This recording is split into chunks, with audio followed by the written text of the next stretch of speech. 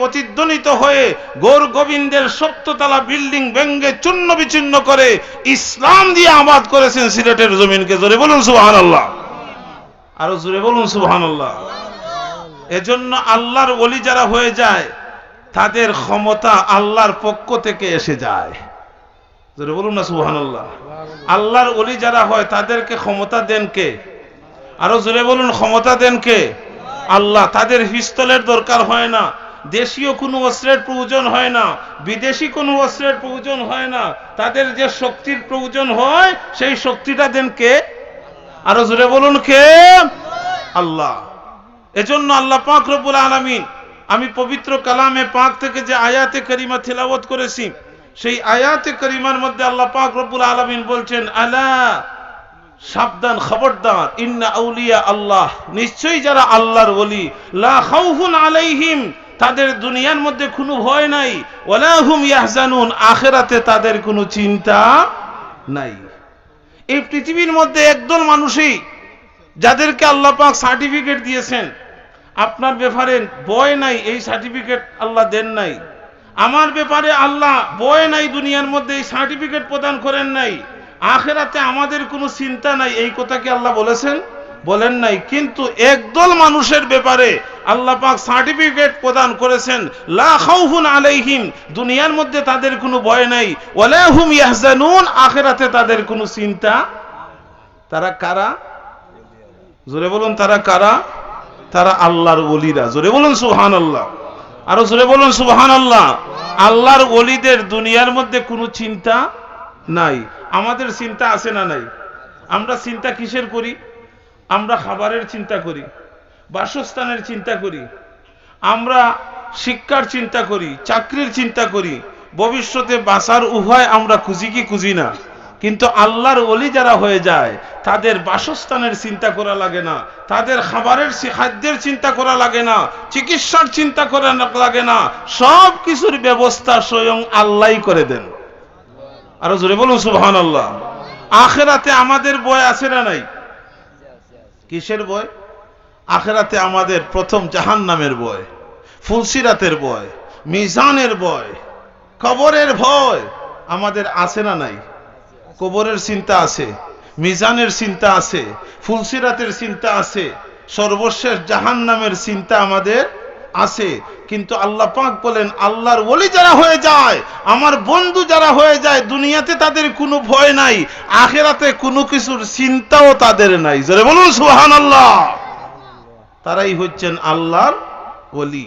মুহতারাম হাজিরিন কেরাম, এখন ওলি আল্লাহ এই পৃথিবীর মধ্যে ইসলাম প্রচার করার জন্য সবচেয়ে বেশি অবদান যারা রাসূল পাক সাল্লাল্লাহু আলাইহি সাল্লামের পরে আজ পর্যন্ত ইসলাম প্রচারের ক্ষেত্রে সবচেয়ে বেশি অবদান যাদের, তারা কারা? আল্লাহর ওলিরা।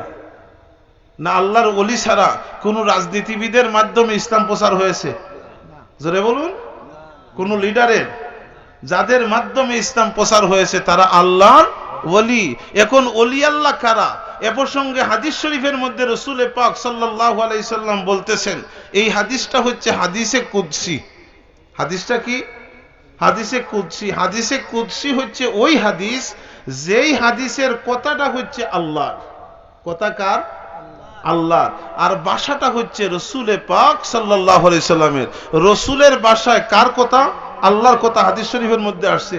হাদিস শরীফের মধ্যে আসছে রাসূল পাক সাল্লাল্লাহু আলাইহি সাল্লাম বলতেছেন, মা ইয়াজালু আবদি ইয়াতাকাররাবু ইলাইয়া বিন নওয়াফিল। আল্লাহর বান্দাদের মধ্যে কিছু সংখ্যক আল্লাহর বান্দা আছে যারা ফরজ ইবাদতের ভাষাভাষী। কোন ইবাদতের ভাষাভাষী? আমার সাথে একটু কথা বলবেন। ফরজ ইবাদতের ভাষাভাষী। কোন ইবাদতের ভাষাভাষী? ফরজ ইবাদতের ভাষাভাষী নফল ইবাদতের মাধ্যমে আল্লাহর দিকে অগ্রসর হয়। সুবহানাল্লাহ বলুন।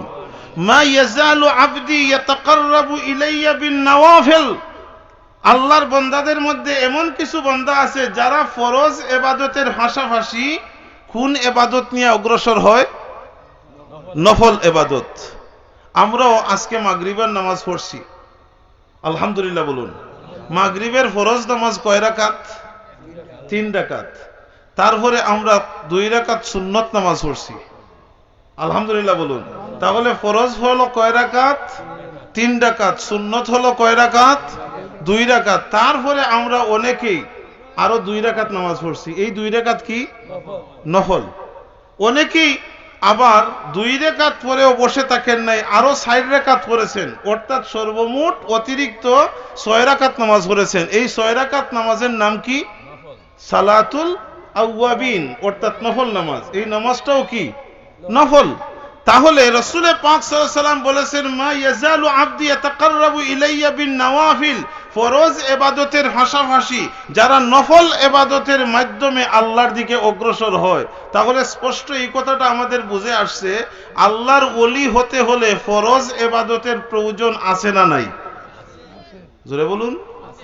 এখন ফরজ ছাড়া যদি কেউ ওলি আল্লাহ দাবি করে, অর্থাৎ নামাজ পড়ে নাই, রমজান মাস আসলে রোজাও রাখে নাই, ইবাদত বন্দেগীর দিকে কোনো খেয়াল করে নাই, সে যদি ওলি দাবি করে, তাহলে সে কি ওলি হতে পারবে না ভণ্ড? জোরে বলুন। যার মাঝে ফরজ নাই সে ওলি আল্লাহ হয় না ভণ্ড হয়? ভণ্ড হয়। পরিষ্কার আল্লাহর রাসূলের হাদিস, মা ইয়াজালু আবদি ইয়াতাকাররাবু ইলাইয়া বিন নওয়াফিল, ফরজ ইবাদতের পাশাপাশি নফল ইবাদতের মাধ্যমে যারা আল্লাহর দিকে অগ্রসর হয় তারাই আল্লাহর ওলি হয়। সুবহানাল্লাহ বলুন। তাহলে ফরজকে বাদ দিয়া কখনো কেউ ওলি হতে পারে না। আর শুধুমাত্র ফরজ ইবাদত করে ওলি আল্লাহ হওয়া যায় না। ওলি আল্লাহ হতে হলে ফরজ ইবাদতের পাশাপাশি কোন ইবাদত লাগবে? জোরে বলুন। কোন ইবাদত লাগবে? নফল ইবাদত লাগবে। কারণ কি? কারণ হলো ফরজ ইবাদতের মধ্যে আমাদের বিনিময় আছে। আমরা যে ফরজ ইবাদত করি তার পিছনে বিনিময় আছে না নাই? আছে। আমরা যে সুন্নতের উপর আমল করি তার পিছনেও বিনিময় একটা আছে। আর নফল ইবাদত এমন একটা ইবাদত যার পিছনে আমাদের কোনো বিনিময়ের আশা নাই। সুবহানাল্লাহ বলুন। কারণ ফরজ ইবাদত শুধু ফরজ ইবাদত করে ওলি আল্লাহ হওয়া যায় না। কেন? এজন্য ওলি আল্লাহ হওয়া যায় না যে ফরজ ইবাদতের বিনিময় আমাদের আছে। সুন্নতের উপর আমল করে ওলি আল্লাহ কেন হওয়া যায় না? যে সুন্নতের বিনিময় একটা আছে। এখন প্রশ্ন করতে পারেন, ফরজের বিনিময় কি? ফরজ যদি নামাজ আমরা আদায় করি, রমজান শরীফের মাস আসলে যদি রোজা রাখি, তাহলে এই রোজাটা রাখা কার নির্দেশ? আল্লাহর নির্দেশ। 5 নামাজ পড়া 5 ওয়াক্ত ফরজ করে দিয়েছেন কে? আল্লাহ। ধনী যারা আছেন তাদের উপর হজ ফরজ করে দিয়েছেন কে? যাদের মানে অর্থ আছে, পরিমাণের চাইতে অতিরিক্ত অর্থ যার আছে তাদের উপর যাকাত ফরজ করে দিয়েছেন কে? আল্লাহ। ওই যে ধনীদের পক্ষ থেকে যাকাত দেওয়া, ধনীদের হজে যাওয়া এবং রমজান মাস আসলে আমরা সবাই রোজা রাখা, 5 ওয়াক্ত নামাজ পড়া, এটা কার নির্দেশ? আল্লাহর নির্দেশ। এই নির্দেশ পালন করা বান্দার উপর ফরজ। এই নির্দেশগুলো পালন করা বান্দার উপর ফরজ। এই ফরজ কাজগুলা যদি আমরা করি তাহলে এর পিছনে কিন্তু আমাদের একটা স্বার্থ আছে, একটা বিনিময় আছে। বিনিময়টা কি? আল্লাহ বলেছেন, যারা আমার হুকুম পালন করে চলবে আমি আল্লাহ পরকালে তাদেরকে জান্নাত দান করব। পরকালে কি দিবেন আল্লাহ? তাহলে আমরা যে ফরজ ইবাদত করি, নামাজ পড়ি, তার বিনিময় আছে না নাই? আমরা যে রমজান শরীফ আসলে রোজা রাখবো তার বিনিময় আছে না নাই? বিনিময়টা কি? জান্নাত। তাহলে পরকালে আমরা জান্নাত পাবো। আল্লাহ পাক অতিরিক্ত পুরস্কার দেওয়ার তো কোনো দরকার নাই, ঠিক না বেঠিক? আল্লাহ তো জান্নাত অবশ্যই দিবেন। তাহলে দুনিয়াতে অতিরিক্ত কোনো পুরস্কারের প্রয়োজন নাই। ফরজ নামাজ 3 রাকাত পড়লাম, তারপরে সুন্নত পড়লাম, এই সুন্নতটা যদি আমরা পড়ি তাহলে তার পিছনে একটা বিনিময়। বিনিময়টা কি? যে রসুলের সাথে আমাদের মহব্বতের সম্পর্ক হবে। সুবহানাল্লাহ বলুন। রসুলের সাথে আমাদের সম্পর্কটা হবে। তাহলে রসুলের সাথে সম্পর্ক হলেও তো একটা বিনিময় আমাদের হয়ে গেল। কারণ রসুলের সাথে যার সম্পর্ক হবে, আল্লাহ বলেন, কুল ইন কুনতুম তুহিব্বুনাল্লাহ, হে নবী আপনি বলে দিন, ইন কুনতুম তুহিব্বুনাল্লাহ, তোমরা যদি আল্লাহকে মহব্বত করতে চাও, আল্লাহকে যদি ভালোবাসতে চাও, আল্লাহকে যদি তোমরা পেতে চাও। আমরা আল্লাহ চাই কি চাই না? আরো জোরে বলুন, চাই কি চাই না? এখন আল্লাহ চাই, আল্লাহ চাই এই বলে সারা রাত এখানে জিকির করেন, আল্লাহ হওয়া যাবে? আল্লাহ চাই, আল্লাহ চাই বলে সারা জীবন তসবিহ বলেন, আল্লাহ হওয়া যাবে? আল্লাহ বলতেছেন, হে নবী আপনি বলে দিন, তোমরা যদি আল্লাহকে পেতে চাও ফাত্তাবিউনি, তোমরা আমার ইত্তেবা করো, আমার অনুসরণ করো, আমার অনুকরণ করো, আমাকে মহব্বত করো, আমাকে ভালোবাসো, আমাকে ভালোবাসার মতো যদি বাসতে পারো তোমরা আল্লাহ পেয়ে যাবে। তাহলে সুন্নতের উপর আমল যদি আমরা করি তাহলে আমরা কাকে পাবো? নবীকে পাবো, রসুলকে আমরা পাবো। আলহামদুলিল্লাহ বলুন। রসুলের সাথে মহব্বতের সম্পর্ক ঘনীভূত হবে, আর রসুলের সাথে যদি মহব্বতের সম্পর্ক তৈরি হয়ে যায় আল্লাহ পেতে কোনো অসুবিধা হবে? কোনো অসুবিধা নাই। তাহলে দুইটা ইবাদত আমরা পেলাম যেটার বিনিময় আছে। প্রথম নম্বর ইবাদত, ফরজ ইবাদত আমরা করি, তার বিনিময়টা কি? বুঝে থাকলে বলুন, তার বিনিময়টা কি? জান্নাত। সুন্নতের উপর আমরা আমল করি, তার বিনিময়টা কি? নবী মুহাম্মদুর রাসূলুল্লাহ সাল্লাল্লাহু আলাইহি ওয়াসাল্লাম। তার উপরে যে আমরা নফল নামাজ 2 রাকাত পড়লাম, এটার কি কোনো বিনিময় আছে? এটার কোনো বিনিময় নাই। পরকালে জান্নাতও আমরা পাবো না, রসুলের সাথে মহব্বতও কিন্তু হবে না। তবে একটা হবে, এই অতিরিক্ত নফল ইবাদতের কারণে আল্লাহর সাথে আমাদের সম্পর্ক হয়ে যাবে, আল্লাহর সন্তুষ্টি আমরা পাবো। জোরে বলুন সুবহানাল্লাহ। আমরা কার সন্তুষ্টি পাবো? এজন্য রাসূল বলেছেন, মা ইয়াজালু আবদি ইয়াতাকাররাবু ইলাইয়া বিন নওয়াফিল, আল্লাহ সন্তুষ্টি অর্জনের লক্ষ্যে যারা নফল করে, সে নফল আদায় করে জান্নাতের আশায় নয়, সে নফল আদায় করে রসুলকে পাওয়ার আশায় নয়, সে নফল আদায় করে কার সন্তুষ্টির জন্য? আল্লাহর সন্তুষ্টির জন্য। সুবহানাল্লাহ বলুন। এজন্য রাবেয়া বসরি বলতেন, আল্লাহ আমি তো ইবাদত করি বেহেশতের আশায় নয়, আমি ইবাদত করি জাহান্নামের ভয়ে নয়, আল্লাহ আমি তোমার বান্দি, ইবাদত তোমার করি একমাত্র তোমার সন্তুষ্টি করার জন্য। আল্লাহ তুমি সন্তুষ্ট হয়ে যদি আমাকে জাহান্নামে দাও তাহলে ওই দুজকে জ্বলতে আমি রাজি আছি। সুবহানাল্লাহ বলুন না। তাহলে নফল ইবাদতটা আমরা করি কার সন্তুষ্টির জন্য? আল্লাহর সন্তুষ্টির জন্য। এখানে কি কোনো বিনিময় আছে? জোরে বলুন, কোনো বিনিময় আছে? কোনো বিনিময় নাই। আমাদের উদ্দেশ্য হলো কার সন্তুষ্টি? আল্লাহর সন্তুষ্টি। এজন্য নফল ইবাদতের গুরুত্বটা আল্লাহর কাছে বেশি। সুবহানাল্লাহ বলুন। হাদিস শরীফের মধ্যে আসছে, রাসূল পাক সাল্লাল্লাহু আলাইহি ওয়াসাল্লাম বলেন, ওই যে মাগরিবের নামাজ আদায় করে সুন্নতের পরে যারা 6 রাকাত নামাজ পড়েছেন, এই সালামের নাম কি? সালাতুল আওয়াবিন। এই আওয়াবিনের 6 রাকাত নামাজ যদি কেউ পড়ে তার আমলনামার মধ্যে 1200 বছর ইবাদতের সব দেওয়া হয়। সুবহানাল্লাহ। আর জোরে বলুন সুবহানাল্লাহ। ফরজ ইবাদত করলে কি 1000 বছরের সব দেওয়া হবে? এটা কোনো উল্লেখ নাই। কিন্তু এমন একটা নফল নামাজ, আওয়াবিনের নামাজ, একদিন মাগরিবের নামাজ পড়ে যদি 6 রাকাত সালাতুল আওয়াবিন নামাজ আদায় করেন, আপনার আমলনামার মধ্যে কয়শো বছরের সওয়াব? 1200 বছরের সওয়াব। সুবহানাল্লাহ বলুন।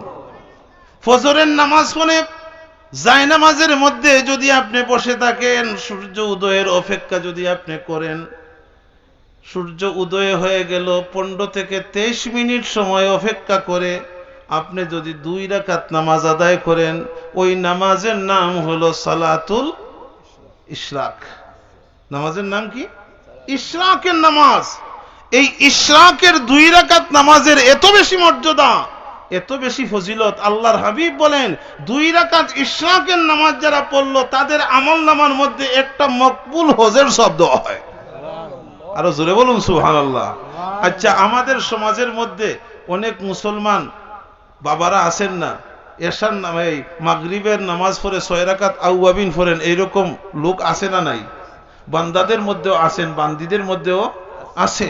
আল্লাহর বান্দা বান্দিদের মধ্যে অনেক আছে যে ফজরের নামাজ পড়ে বিছানা থেকে, মুসল্লা থেকে উঠে না, সূর্য উদয়ের অপেক্ষা করে মসজিদের বারান্দার মধ্যে মানে পাঁচারি করে, হাঁটাহাঁটি করে সূর্য উদয়ের অপেক্ষা করে, সূর্য উদয় হওয়ার পর 2 রাকাত ইশরাকের নামাজ পড়ে তারপরে বিছনাকে একটু শুয়ে। সুবহানাল্লাহ বলুন। তারপরে আবার যখন 9, 10টা, 10:30টার সময় ঘুম থেকে উঠে বা বিশ্রাম শেষ করে, অন্যান্য কাজ শেষ করে আবার 4 রাকাত সালাতুল চাশতের নামাজ আদায় করে। সুবহানাল্লাহ বলুন। 10টা, 10:30টার দিকে চাশতের নামাজ আদায় করে ভোর রাত্রে সুবহে সাদিকের সময় উঠে তাহাজ্জুদের নামাজ আদায় করে, মাঝে মধ্যে সালাতুত তাসবিহের নামাজ পড়ে, সালাতুল হাজতের নামাজ আদায় করে। আল্লাহর রাসূল বলেন ওই সমস্ত নফল ইবাদতের মাধ্যমে যখন বান্দা আল্লাহর দিকে রওনা করে, কার দিকে? আল্লাহর দিকে রওনা করে, আল্লাহ পাকও বান্দার দিকে আস্তে আস্তে এগুতে থাকেন। সুবহানাল্লাহ বলুন। বান্দা ফরজ ইবাদতের পাশাপাশি কোন ইবাদত নিয়ে আল্লাহর কাছে যায়? কোন ইবাদত নিয়ে আল্লাহর দিকে অগ্রসর হয়? আচ্ছা, কোন ইবাদতের পাশাপাশি? দেখি আপনাদের একটু আমার প্রশ্নগুলা করে বিরক্ত হচ্ছেন না তো? বান্দা কোন ইবাদতের পাশাপাশি? ফরজ ইবাদতের পাশাপাশি কোন ইবাদত নিয়ে আল্লাহর দিকে অগ্রসর হয়? নফল ইবাদত নিয়ে। এখন নফল ইবাদতের মধ্যে নফল নামাজও হতে পারে, নফল রোজাও আছে না নাই? আরো জোরে বলুন। নফল নামাজ আছে, আউয়াবিনের নামাজ আছে, ইশরাকের নামাজ আছে, চাশতের নামাজ আছে, হাজতের নামাজ আছে, তাসবিহের নামাজ আছে, সালাতুল, তার বাদে শেষ রাত্রে কোন নামাজ পড়ি আমরা? তাহাজ্জুদের নামাজ। এইগুলা নফল নামাজ। এই নামাজগুলা যেভাবে নফল, ঠিক তেমনি ভাবে রাসূল পাক সাল্লাল্লাহু আলাইহি ওয়াসাল্লাম প্রত্যেক সোমবার দিন আসতে রোজা রাখতেন, প্রত্যেক বৃহস্পতিবার দিন আসলে কি রাখতেন? রোজা রাখতেন। এইগুলাও নফল রোজা। আমাদের সমাজেও আল্লাহর বান্দা বান্দীদের মধ্যে এমনও অভ্যাস আছে, দেখবেন সোমবার আসলে রোজা রাখেন, ঠিক না ঠিক? বৃহস্পতিবারে রোজা রাখেন। এইরকম মুসল্লিয়ান আছেন না নাই?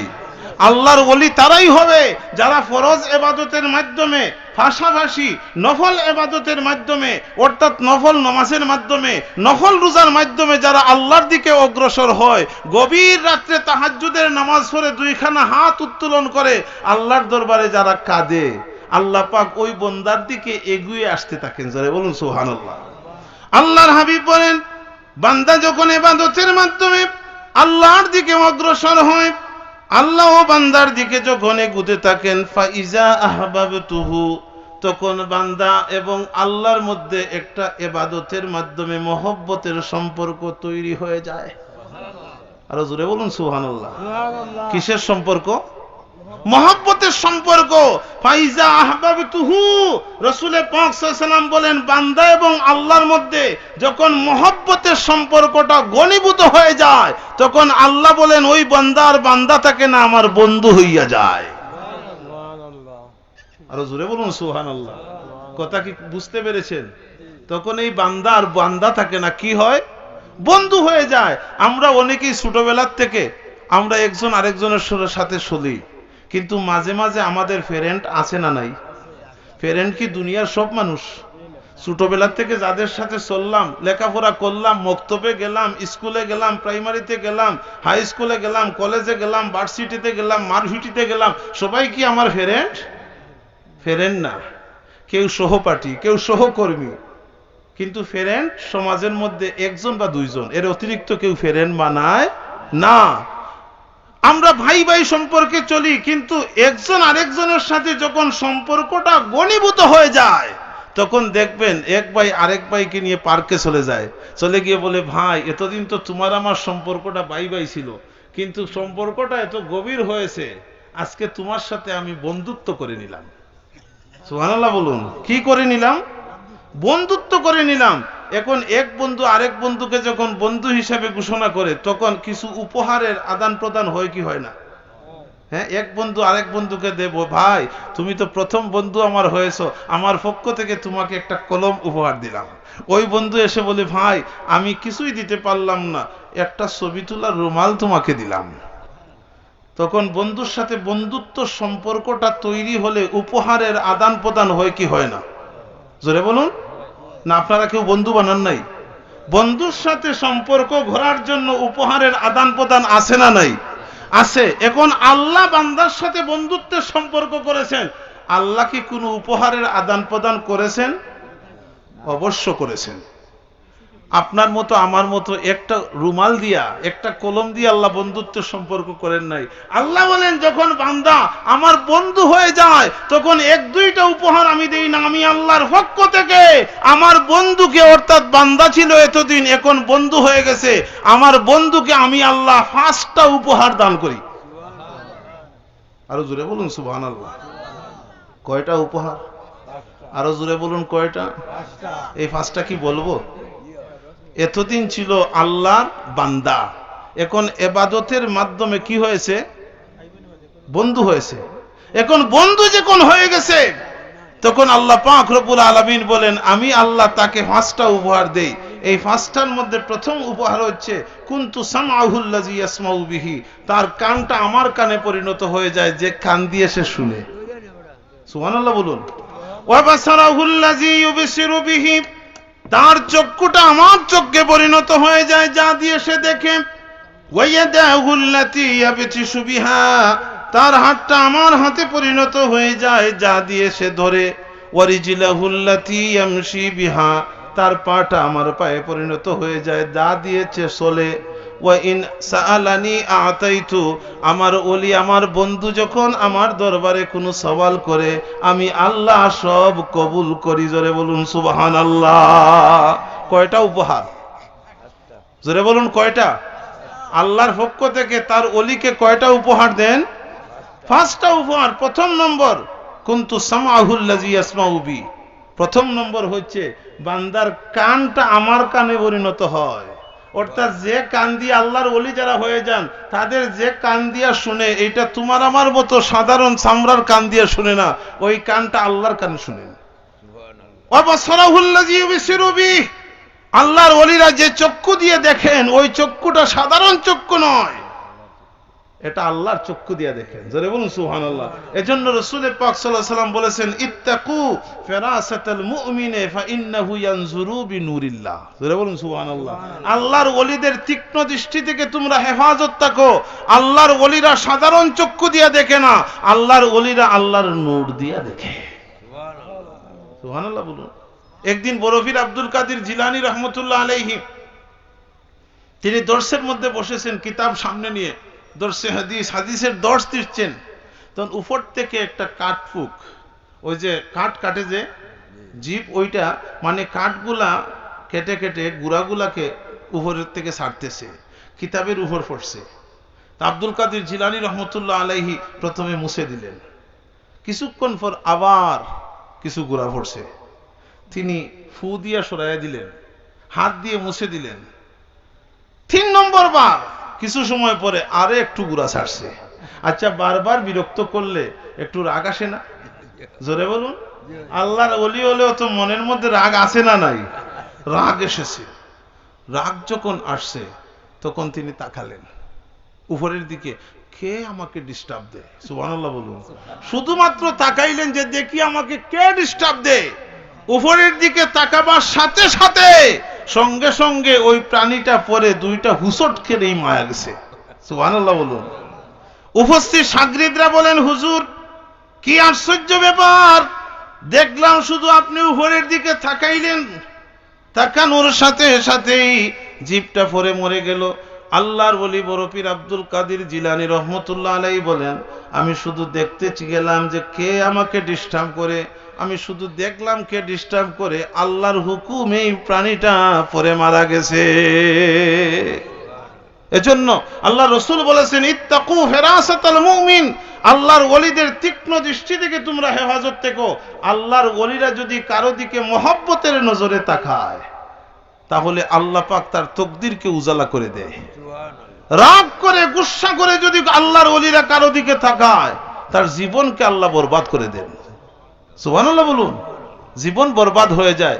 শামসুল উলামা আল্লামা সাহেব কিবলা ফুলতলি রহমতুল্লাহ আলাইহি, যার ইসালে সাহাবের মাহফিল আমরা করতেছি, আল্লাহ যেন আল্লাহর ওলির রহি ফয়েজ দিয়ে আমাদেরকে ফয়জিয়াব করে দেন। সবাই বলুন আমিন। আরো জোরে বলুন আমিন। আল্লাহর ওলির ওসিলায় যেন এই মাহফিলটাকে আল্লাহ কবুল এবং মঞ্জুর করেন। সবাই বলুন আমিন। কেমন ওলি আল্লাহ ছিলেন আল্লামা সাহেব কিবলা ফুলতলি রহমতুল্লাহ আলাইহি।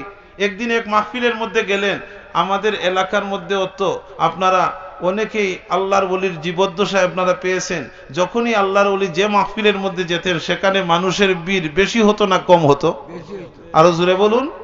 মাহফিল শেষ হওয়ার পরে দেখতেন লাইন ধরে আল্লাহর ওলির কাছ থেকে কেউ পানি ফোড়া, কেউ তেল ফোড়া, কেউ টাকা ফোড়া ব্যবহার করার জন্য নিত কি নিত না?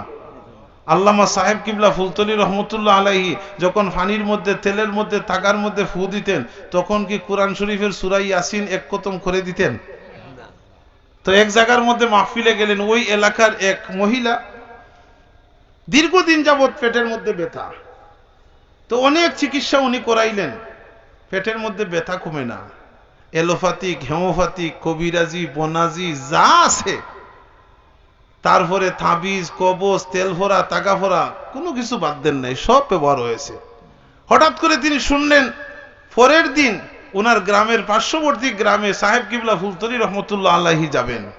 উনি ওনার স্বামীকে বললেন, স্বামী আমি শুনতে পেলাম কাল নাকি সাহেব কিবলা ফুলতলি আসবেন, তো লোক মুখে শুনেছি সাহেব কিবলা যদি পানি ফোড়া দেন তাহলে এইটাই বড় কাজ আসে। তা আমার পেটের মধ্যে ব্যথা দীর্ঘদিন ধরে যায় না, অনেক তো তুমি চিকিৎসা করালে কোনো কাজ হলো না, আমার জন্য এক গ্লাস পানি ভরায় নিয়ে আসো না একটু কষ্ট করে।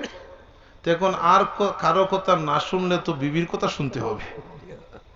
তো বিবি বলছেন, তো গ্লাস ভর্তি করে পানি নিয়ে মাহফিলে যথাসময়ে উপস্থিত হয়ে সবার আগেই চলে আসছে।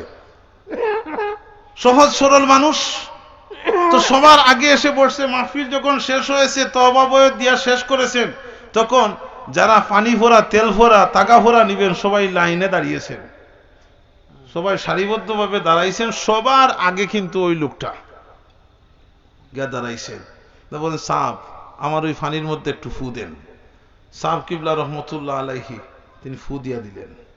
পিছারা চিন্তা করে আমার পানির মধ্যে ফু দিলেন, কোনো কিছু পড়তেও বুঝলাম না, হ্যাঁ, আর ফু দিলেন, আর এত দ্রুত গতিতে ফু দিচ্ছেন যে মিনিটের মধ্যে অন্তত পক্ষে 30-40টা গ্লাসে ফু পড়তেছে। সুবহানাল্লাহ বলুন না, একটার মধ্যে ধরে 3 বার কুল হুয়াল্লাহ করে ফু দিতেন, দ্রুত ফু দিচ্ছেন। সে ফুটা গ্রহণ করে মনে মনে চিন্তা করে, কি ফু দিলেন, এই ফুয়ে কি কাজ হবে? অনেকদিন ইমাম সাহেবের কাছে গেলে ইমাম সাহেব বলতেন, ইমাম সাহেব কেউ থাকলে কিন্তু রাগ করবেন না, যে আজকে এই পানির বোতলটা রাখিয়া যান, সারা রাত কিন্তু পড়তে হবে, ফজরের পরে দিব, তারপরে নিয়ে ব্যবহার করবেন। তো ইমাম সাহেবের কাছ থেকে পানি ভরা আনি, সারা রাত পর পড়লেন। অনেক কবিরাজে পানি ভরা দিল, তেল ভরা দিল, 2 দিন 3 দিন হইরাও দে, তারপরেও কাজ হয় না। আর ফুলতলি সাহেব কোনো কিছু পড়লেন না, শুধু ফুই দিলেন, এটাই কি কোনো কাজ হবে? অর্থাৎ তার তেমন একিন হলো না। তারপরেও দাঁড়িয়ে দাঁড়িয়ে মনে মনে চিন্তা করে, মানুষের যদি কাজ না হতো তাহলে এইভাবে কি ভাবে মানুষেরা দাঁড়াইয়া দাঁড়াইয়া কি এতগুলা লোক কি পানি ভরা গ্রহণ করে? না, প্রথম হয়তো আমাকে চিনেন নাই, ফু দিয়া দিছেন এমনিতেই। আমি লাস্টে আরেকবার বলবো সাহেবের জন্য ভালোভাবে ফু দেন। সবার পিছনে আবার দাঁড়াইছে, সবার পিছনে দাঁড়াইয়া সবের ফু দেওয়া যখন শেষ, আবার গ্লাসটা হাতের মধ্যে নিয়ে বলতেছে, সাহেব আমার পানির মধ্যে একটু ফু দেন। সাহেব কিবলা ফুলতলি রহমতুল্লাহ আলাইহি বলেন, আমি না তোমার পানির মধ্যে প্রথমেই ফু দিলাম? সুবহানাল্লাহ বলুন। নজর আছে না নাই? আল্লাহর ওলিদের চক্ষু কেমন চক্ষু! তো লোকটা বলতেছে, সাহেব দিছেন তো, একটু ভালো করে দেন। আচ্ছা একটু ভালো করে দেন, এইভাবে যদি কেউ বলে তাহলে মনের মধ্যে একটু রাগ আসবে কি আসবে না? আরো জোরে বলুন, আসবে কি আসবে না? যে আমি দিলাম, তারপরে আমার প্রতি তার কোনো ইয়াকিন নাই, বিশ্বাস নাই, তারপরে বলতেছে ভালো করে দেওয়ার জন্য। সাহেব কিবলা বললেন, আচ্ছা ভালো করে দিচ্ছি, তুমি একটু শক্ত করে দইরো। সুবহানাল্লাহ বলুন, শক্ত করে দইরো। এবার আবার ফু দিলেন। আবার ফু দেওয়ার সময় কি সূরা ইয়াসিন পড়ছেন, সূরা রহমান পড়ছেন, আগের মতোই। কিন্তু প্রথমবার যখন ফু দিয়েছিলেন তখন তার গ্লাসটা অক্ষত অবায় রয়েছিল, কিন্তু আবার যখন ফু দিছেন তখন টাস করে গ্লাসটা ভেঙে সমস্ত পানিটা জমিনের মধ্যে পড়ে গেছে। আরো জোরে বলুন না সুবহানাল্লাহ। এজন্যই রাসূল পাক সাল্লাল্লাহু আলাইহি ওয়াসাল্লাম বলেছেন, ইত্তাকু ফিরাসাতাল মুমিনি ফাইন্নাহু ইয়ানজুরু বিনুরিল্লাহ। আল্লাহর ওলিদের তীক্ষ্ণ দৃষ্টি থেকে তোমরা হেফাজত থাকো। আল্লাহর ওলিরা যদি রাগ করে, গুসা করে যদি কারো দিকে তাকায়, তার জীবনটাকে আল্লাহ বরবাদ করে দেন। একটু রাগ করছেন, গ্লাসের পানি সব পড়ে গেছে, গ্লাসটা ফেটে গেছে। সুবহানাল্লাহ বলুন না, এই ক্ষমতা আছে না নাই? আরো জোরে বলুন, আছে না নাই? আল্লাহর ওলিরা যদি মহব্বতের নজরে তাকায় তাহলে আল্লাহ পাক তার ভিতর সহ বাহির ভিতর সব শুদ্ধ করে ফেলেন। সুবহানাল্লাহ বলুন। খাজা মঈনুদ্দিন চিশতি আজমেরি রহমতুল্লাহ আলাইহি অনেক দেশ সফর করে আপনার ভারতেরও বহু প্রদেশ ঘুরে ঘুরে দিল্লিতে গেলেন।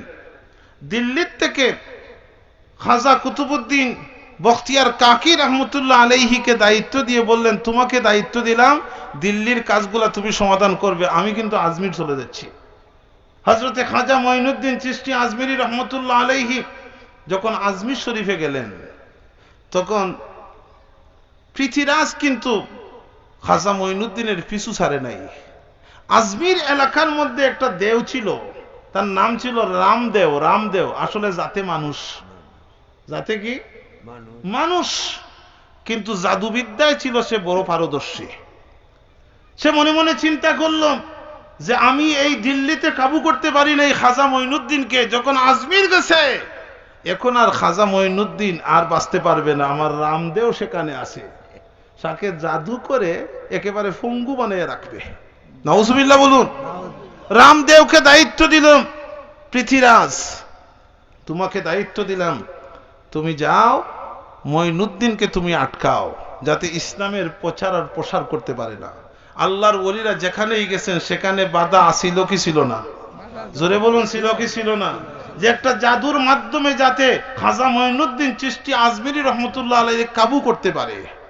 তখন রামদেও আস্তে আস্তে করে খাজা মঈনুদ্দিন চিশতি আজমিরি রহমতুল্লাহ আলাইহির সামনে জাদু দিয়ে কাবু করার জন্য, নষ্ট করার জন্য যখন গেছে, খাজা মঈনুদ্দিন চিশতি আজমিরি রহমতুল্লাহ আলাইহি তিনি একটু মহব্বতের নজরে রামদেওর দিকে তাকালেন। মনে মনে হয়তো কল্পনা করছেন, আল্লাহ এই রামদেওর মতো লোকের আমারই দরকার। সুবহানাল্লাহ বলুন। মহব্বতের নজরে তাকালেন। রামদেও গিয়েছিল শত্রু হয়ে, আল্লাহ পাক রব্বুল আলামিন তার ওলির নজর পড়ার সাথে সাথে তার ভিতরটা সব ময়লা দূর হয়ে দৌলতে ঈমানের নূরে আলোকিত হয়ে গেল। রামদেও খাজা মঈনুদ্দিন চিশতি আজমিরির কদমের মধ্যে পড়ে কালিমা পড়ে মুসলমান হয়ে গেল। আরো জোরে বলুন সুবহানাল্লাহ। এজন্য আল্লাহর ওলিদের নজর যেদিকে পড়ে, মহব্বতের নজর পড়লে তার জীবনকে উজালা করে দেন কে? আরো জোরে বলুন, উজালা করে দেন কে? আল্লাহ। ওই রামদেও মুসলমান হলো। খাজা মঈনুদ্দিন চিশতি আজমিরি রহমতুল্লাহ আলাইহি বললেন, তুমি আজকের থেকে রামদেও না, তোমার নামই হচ্ছে মোহাম্মদ সাদি। মোহাম্মদ সাদি। সাদি মানে ভাগ্যবান, কারণ এই জগতের মধ্যে তুমি ভাগ্যবান। সুবহানাল্লাহ। যখন পৃথিরাজ মুসলমানদের পানিকে আটকালো, একজন মুসলমান যখন ওযু করার জন্য সেই আনাসাগরের মধ্যে হাত ভিজাইছিল, তারা মনে করত মুসলমানরা অসৎ, আর হিন্দুরা তারা মনে করত তারাই হচ্ছে সৎ। তে অসতের হাত যখন ঢুকছে, পানিটা নাপাক হয়ে গেছে, তখন মুসলমানদেরকে অপমান করে সেই পানির থেকে তুলে দিল। খাজা মঈনুদ্দিন চিশতি আজমিরি রহমতুল্লাহ আলাইহি, রামদেও যে ছিল জাদুবিদ্যায় পারদর্শী, জিনটা যার আয়ত্তে ছিল, আল্লাহ পাক আল্লাহর ওলির নজরের বদৌলতে তার বাহিরকে যেভাবে পরিষ্কার করেছেন, ভিতরকে এত বেশি পরিষ্কার করেছেন, তার অন্তরটাকে এত বেশি পরিশুদ্ধ করেছেন। খাজা মঈনুদ্দিন চিশতি আজমিরি মোহাম্মদ সাদি, যার নাম ছিল রামদেও, মোহাম্মদ সাদিকে বললেন, যাও তুমি আমাদের ওযুর জন্য 1 লোটা পানি নিয়ে আসো। সুবহানাল্লাহ বলুন। কয় লোটা পানি? 1 লোটা পানি। পৃথিরাজ মুসলমানের জন্য পানি বন্ধ করে দিয়েছে। মুসলমানের হাত যেখানে ঢুকছে সেখানে ওষুধদের হাত ঢুকছে, এটা পানি নাপাক হয়ে গেছে। তখন রামদেও অর্থাৎ মোহাম্মদ সাদি যখন সেই পানির মধ্যে লোটাটা ঢুকাইয়া যখন তুললেন, তোলার সাথে সাথে সমস্ত আনাসাগরের পানিটা লোটার ভিতরে ঢুকে গেছে। সমস্ত সাগর শুকাইয়া গেছে, পার্শ্ববর্তী যত নদ নদী আছে সব শুকাইয়া গেছে, এমনকি মহিলাদের স্তনের দুধ পর্যন্ত শুকাইয়া গেছে। সুবহানাল্লাহ বলুন না। মুহতারাম হাজিরিনে কেরাম, আমি এদিকে যাব না। আল্লাহ পাক রব্বুল আলামিন আল্লাহর ওলিদেরকে এত ক্ষমতা দিয়েছেন, এত পাওয়ার দিয়েছেন, এত শক্তি দিয়েছেন, যদি মহব্বতের নজরে কারো দিকে তাকান তার জীবনকে আল্লাহ উজালা করে দেন। আর যদি রাগ করে গুসা করে যদি কারো দিকে তাকান তাহলে তাকে ধ্বংস করে দেন। এজন্য আমি বলেছিলাম আল্লাহ পাক রব্বুল আলামিন আল্লাহর ওলিদেরকে কয়টা উপহার দেন? পাঁচটা উপহার। কুনতু সামাউহুল্লাযী ইয়াসমাউ বি ওয়া বাসারুহুল্লাযী ইউবসিরু বি ওয়া ইয়াদাহুল্লাতী ইয়াবতিশু বিহা ওয়া রিজলাহুল্লাতী ইয়ামশি বিহা ওয়া ইন সাআলানি আতাইতু। আল্লাহর ওলিদের কানটা আল্লাহর কানে পরিণত হয়ে যায়, আল্লাহর ওলিদের চক্ষুটা আল্লাহর চক্ষে পরিণত হয়ে যায়, আল্লাহর ওলিদের হাতটা কার হাতে পরিণত হয়? আল্লাহর হাতে পরিণত হয়ে যায়। আল্লাহর ওলিরা যখন চলে তখন সাধারণ পা দিয়ে চলে না, আল্লাহর ওলিরা আল্লাহর কুদরতি পায়ে চলে। সর্বশেষ ওয়া ইন সাআলানি আতাইতু, আল্লাহর দরবারে আল্লাহর ওলিরা যদি কোনো দোয়া করে সেই দোয়াটা আল্লাহ ফিরাইয়া দেয় না। আমরা যে আল্লাহর ওলিদের কাছে যাই, আল্লাহর ওলিদের বরকতি হাতের সাথে আমরা হাত দেই, বরকতি হাতের মধ্যে আমাদের ঘরের চাবিটা দিয়ে দোয়া করাই, এটা সাধারণত আল্লাহর মকবুল ওলি যারা হয়ে যায় তাদের হাত দিয়ে যে জিনিসটা ধারণ করে গ্রহণ করেন, এটা সাধারণ হাতে গ্রহণ করা হয় না, এটা আল্লাহর কুদরতি হাতের মধ্যে পড়ে যায়। জোরে বলুন সুবহানাল্লাহ। একটু উদাহরণ দেই, আজানের কত সময় বাকি? 25। তার আর লম্বা করব না, উদাহরণে আমি যাব না। ওয়া ইন সাআলানি আতাইতু, আল্লাহর ওলিরা যদি কোনো দোয়া করে সেই দোয়া কবুল করেন কে? আরো জোরে বলুন, সেই দোয়া কবুল করেন কে? আল্লাহ। এজন্য আল্লাহর ওলি এখানে উপস্থিত হয়েছেন। শামসুল উলামা আল্লামা সাহেব কিবলা ফুলতলি রহমতুল্লাহ আলাইহির লক্তে জিগর সুযোগ্য উত্তরসূরি এখানে এসেছেন। আমাদের বিশ্বাস, আমরা যদি আজকে আল্লাহর ওলির হাতের সাথে হাত মিলাইয়ে যদি আমরা দোয়া করি, সেই দোয়াটা কবুল করে নিবেন কে? আরো জোরে বলুন, কবুল করে নিবেন কে? আল্লাহ। দুনিয়ার মধ্যে জীবদ্দশায় আল্লাহর ওলিরা আর মানুষদের যে পরিমাণ ফায়দা দিতে পারেন, আজকে শামসুল উলামা আল্লামা সাহেব কিবলা ফুলতলি দুনিয়ার মধ্যে নাই, কবরের মধ্যে আছেন। সেই কবর থেকেও আমাদের ফায়দা দেওয়ার ক্ষমতা আছে না নাই? আরো জোরে বলুন, আছে না নাই? আজকে যদি ফায়দা দেওয়ার ক্ষমতা না থাকতো তাহলে আমরা সাহেব কিবলার নামে ইসালে সবের মাহফিল করতাম না। আল্লাহর ওলিরা জীবদ্দশায় সব জায়গায় কিন্তু আল্লাহর ওলিদের জন্ম হয় না। সব জায়গায় কি হয়? তাহলে তো গড়ে গড়ে আল্লাহর ওলি হতে পারত। আল্লাহ পাক যাকেই পছন্দ করেন, যার ইবাদত আল্লাহর দরবারে কবুল হয়, তাকেই তার বন্ধু হিসাবে গ্রহণ করেন।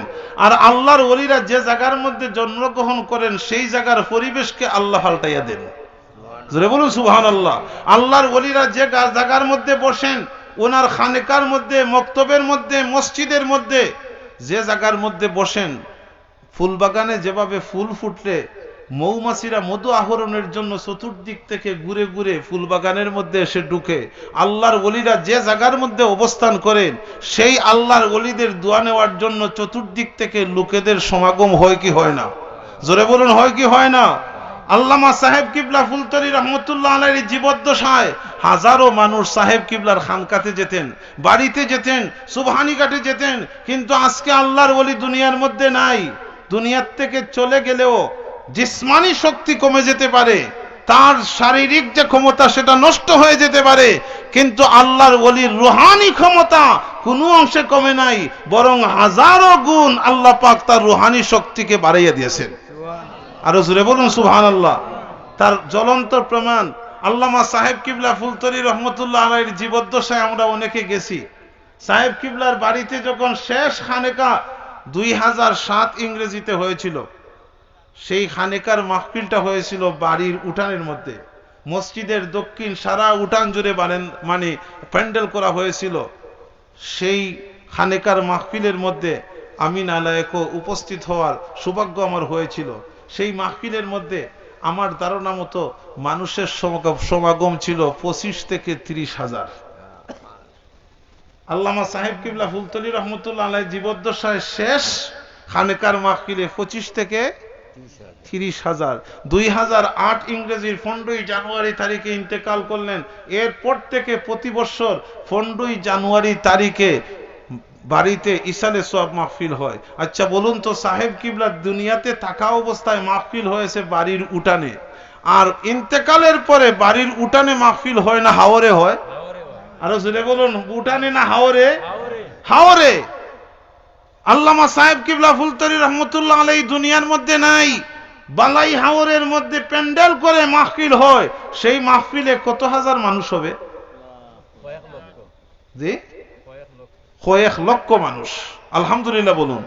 আল্লামা সাহেব কিবলার জীবদ্দশায় মানুষ হয়েছিল কত হাজার?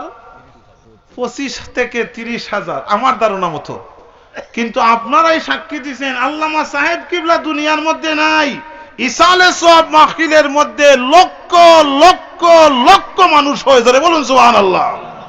এই বছর ইসালে সওয়াব মাহফিল হয় নাই, তারপরেও বড় সাহেব কিবলা মাদ্দাজিল্লাহুল আলী যে খানেকা মাহফিল করেছিলেন 7 দিন ব্যাপী, এই খানেকার মাহফিলে 7 দিনের মানুষকে যদি একত্রিত করা হতো তাহলে অন্তত পক্ষে 8 থেকে 10 লক্ষ মানুষ হতো। সুবহানাল্লাহ বলুন না। গত বছর যে মাহফিল হয়েছে সেই মাহফিলে যারা রিপোর্ট করেছে তারা লিখেছে 8 থেকে 10 লক্ষ মানুষের সমাগম হয়েছে। তাহলে আমি একথাই বলতে চাই, আল্লামা সাহেব কিবলা ফুলতলির জীবদ্দশায় মানুষ যে পরিমাণ হতো, ইন্তেকালের পরে ওনার জিয়ারতের জন্য মানুষের উপস্থিতিটা বেশি হয় না কম হয়? আরো জোরে বলুন, বেশি হয় না কম হয়? বেশি হয়। আল্লাহর ওলিদের রুহানি যদি কোনো ক্ষমতা না থাকতো তাহলে কি উপস্থিত কম হতো না বেশি হতো? কম হতো। আজকে ক্ষমতা আছে যার কারণে সাহেব কিবলার জিয়ারতে মানুষেরা যায়। আজকে সিলেটের সম্রাট হযরতে শাহজালাল মুজাররদি ইয়ামানি রহমাতুল্লাহ আলাইহির জিয়ারতে আমরা যাই কি যাই না? আচ্ছা, শাহজালালকে কি আমরা কেউ দেখেছি? আমার বাবা দেখেছেন, আপনার দাদা দেখেছেন, আমার কেউ দেখে না, 14 গোষ্ঠীও দেখে নাই। কিন্তু শাহজালাল মুজাররদি ইয়ামানি রহমাতুল্লাহ আলাইহির গুণের কথা আমরা শুনেছি, জ্ঞানের কথা আমরা শুনেছি, যার কারণে আজও রাত বলেন দিন বলেন যতক্ষণ শাহজালালের দরবার শরীফের, শাহজালাল মুজাররদি ইয়ামানির মাজার শরীফের গেট যতক্ষণ খোলা থাকে হাজার হাজার মানুষের জিয়ারত হয় কি হয় না? শুধু কি সিলেটের মানুষ যান? আমি তো দেখি সিলেটের মানুষ কম, কিন্তু আজকে জেলার থেকে বহির্বিশ্ব থেকে অন্যান্য দেশ থেকে হাজারো হাজার মানুষের সমাগম হয়। আজকে জিয়ারতের মাধ্যমে মানুষ যদি লাভবান না হতো তাহলে শাহজালালের মাজার কি কেউ জিয়ারত করত? এজন্য আমরা যখন সুযোগ পাবো আল্লাহর ওলিদের মাজার আমরা জিয়ারত করব। যতদিন পর্যন্ত পৃথিবী থাকবে ততদিন পর্যন্ত আল্লাহর ওলিরাও থাকবেন। যতদিন পর্যন্ত পৃথিবী থাকবে আল্লাহর ওলিদের মাধ্যমে রাসূল পাক সাল্লাল্লাহু আলাইহি সাল্লামের আমানত বাল্লিগু আন্নি ওয়ালাউ আয়া, আমার কাছ থেকে একটা কথাও যদি হয় তোমরা অন্যের কাছে পৌঁছে দিবে। এই আমানতটুকু আল্লাহর ওলিদের মাধ্যমে কিয়ামত পর্যন্ত প্রসারিত হবে। এজন্য আমরা যদি সঠিক রাস্তার মধ্যে থাকতে চাই, আমরা যদি সিরাতুল মুস্তাকিমের মধ্যে থাকতে চাই, আমরা যদি ইমাম হুসাইনের নৌকার যাত্রী হতে চাই, তাহলে অবশ্যই আল্লাহর ওলিদেরকে মানতে হবে। ঠিক না বেঠিক? আল্লাহর ওলিদেরকে যদি আমরা গ্রহণ করি, আল্লাহর ওলিদের দিক নির্দেশনা যদি আমরা চলি, তাহলে আমরা অবশ্যই ইমাম হুসাইনের নৌকার যাত্রী হয়ে যাব। আর এটা এমন এক যাত্রী, এমন এক নৌকা যার কান্ডারি আবু বকর, ওসমান, উমর, আলী হায়দার, কান্ডারি ওই তরি নাই ওরে নাই ডর, পাখামাজি মাল্লা, দাড়ি মুখে সারি গান, লা শারিক আল্লাহ, লা শারিক আল্লাহ। ওই আল্লাহর ওলিদের নৌকার যাত্রী যদি আমরা হয়ে যাই, তাহলে আমাদের এই নৌকাটা আখিরি জামানার পয়গম্বর নবী মুহাম্মদ রাসূলুল্লাহ সাল্লাল্লাহু আলাইহি ওয়াসাল্লামের ঘাটের মধ্যে ভিড়বে। আল্লাহর রাসূলের সাথে আমাদের সম্পর্ক তৈরি হবে, মহব্বত তৈরি হবে। আল্লাহর রাসূল পর্যন্ত যদি আমরা পৌঁছে যাই, আল্লাহ পেতে আমাদের কোনো অসুবিধা নাই। এজন্য আল্লাহর ওলিদের মাধ্যমে রাসূল পাক সাল্লাল্লাহু আলাইহি ওয়াসাল্লাম পর্যন্ত আর রাসূলের মাধ্যমে আল্লাহ পাওয়ার তৌফিক যেন আল্লাহ আমাদের সবাইকে দান করে দেন। সবাই বলি আমিন। আজকের এই ইসালে সওয়াব মাহফিল আল্লাহ যেন কবুল করেন।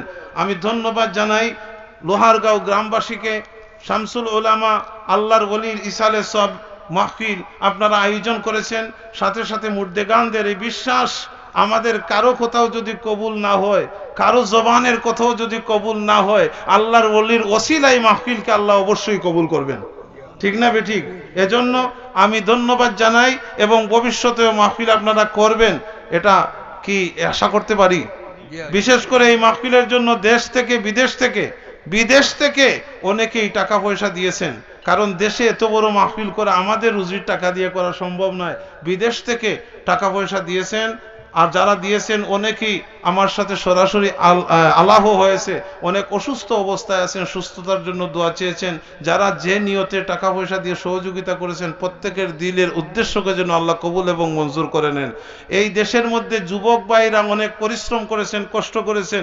যুবকরাই হচ্ছে ইসলামের প্রাণ, যুবকরাই হচ্ছে ইসলামের শক্তি। যুবকরা ইচ্ছা করলে ভালো কাজ করতে পারে, আবার ইচ্ছা করলে খারাপ কাজও করতে পারে। কিন্তু এই লোহারগাঁও গ্রামের যুবকেরা এক অনন্য অবদান রেখেছে। যে বয়সে অনিসলামিক কার্যকলাপ করার কথা, অনিসলামিক কার্যকলাপের মাধ্যমে তাদের মানে মনের চাহিদা মেটাবার কথা, আজকে অনিসলামিক কোন কার্যকলাপের দ্বারা কাছে না গিয়ে একটা ইসলামী সংস্কৃতি ওয়াজ মাহফিলের আয়োজনের পিছনে তারা শ্রম দিয়েছেন, বুদ্ধি দিয়েছেন, মেধা খরচ করেছেন। আল্লাহ যেন লোহারগাঁও গ্রামের এই যুবকদেরকে হযরতে উমরের মতো মুজাহিদ হিসাবে কবুল করেন। সবাই বলুন আমিন। ওয়া আখিরু দাওয়ানা আনিল হামদুলিল্লাহি রাব্বিল আলামিন। আল্লাহুম্মা আমিন। রব্বানা যালামনা আনফুসানা ওয়া ইল্লাম তাগফির লানা ওয়া তারহামনা লানাকুনান্না মিনাল খাসিরিন। আল্লাহুম্মা গফির লি ওয়া লিওয়ালিদাইয়া রাব্বিরহামহুমা কামা রাব্বায়ানি সগীরা। আল্লাহ, আজকের এই মাহফিলকে তুমি কবুল আর মঞ্জুর করে নাও। আল্লাহ, লোহারগাঁও গ্রামের প্রবাসীদের সহযোগিতায় এই মাহফিলের আয়োজন করা হয়েছে। আল্লাহ, যারা টাকা দিয়ে, পয়সা দিয়ে, শ্রম দিয়ে, বুদ্ধি দিয়ে উপস্থিত হয়ে সহযোগিতা করেছেন, আল্লাহ এই মাহফিল আমাদের সকলের জন্য নাজাতের জরিয়া বানায়া দিও। আল্লাহ, এই মাহফিলের ওসিলায় আমাদের জীবনের গুনাহ তুমি মাফ করে দাও। আমাদের জমিয়ে মুর্দেগানদেরকে তুমি মাফ করে দাও। খাসাতান আমাদের কবরবাসী মা বাবার কবরকে তুমি বেহেশতের বাগান বানায়া দাও। আল্লামা সাহেব কিবলা ফুলতলি রহমতুল্লাহ আলাইহি আল্লাহ খেদমতে, আল্লাহ এই মাহফিলের আয়োজনের বিনিময়ে যা সওয়াব কবুল করেছো তা তুমি পৌঁছায়া দাও। তোমার ওলির রুহি ফয়েজ দিয়ে আমাদের ফয়েজিয়াব করে দাও। আমাদের আন্দার জীবনকে তুমি আলোকিত করে দাও। আল্লাহ, আমাদের বাহির ভিতরকে তুমি ইসলাহ করে দাও। আল্লাহ, গরিবের শান্তির জীবন তুমি নসিব করে দাও। প্রবাস জীবন যারা যাপন করতেছেন, আল্লাহ, আমাদের ভাই বিরাদর আত্মীয় স্বজন যারা বিদেশ বাড়ির মুসাফির, প্রত্যেককে তুমি হেফাজতে রাখো। সুস্থ অবস্থায় তোমার গোলামির তৌফিক দান করে দাও। রব্বানা তাকাব্বাল মিন্না ইন্নাকা আনতাস সামিউল আলিম ওয়া তুব আলাইনা ইয়া মাওলানা ইন্নাকা আনতাত তাওয়াবুর রহিম। بفضل سبحان ربك رب العزة عما يصفون وسلام على المرسلين والحمد لله رب العالمين. السلام عليكم. الحمد لله.